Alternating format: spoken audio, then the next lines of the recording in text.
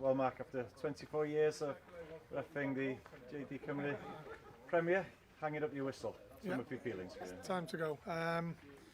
Been an emotional couple of weeks coming up to today.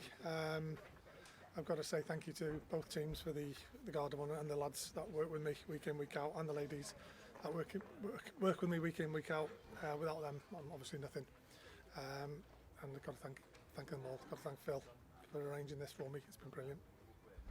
What would be the highlights for you over the last 24 years? I don't have to think hard for that. That's my World Cup final in 2011 down in Parker Scarlets. As a referee, that's the pinnacle. Got to be. I've been lucky to have done some high-profile games, been all over Europe, but World Cup final without a shadow of a doubt.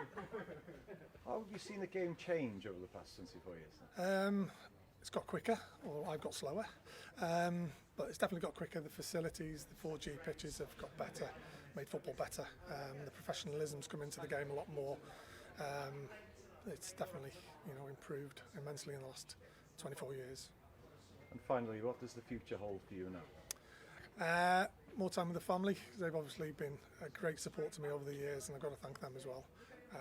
And hopefully be involved with this VAR project and be quietly in the background, as quiet as I can.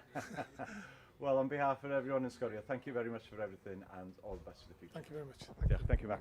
Cheers.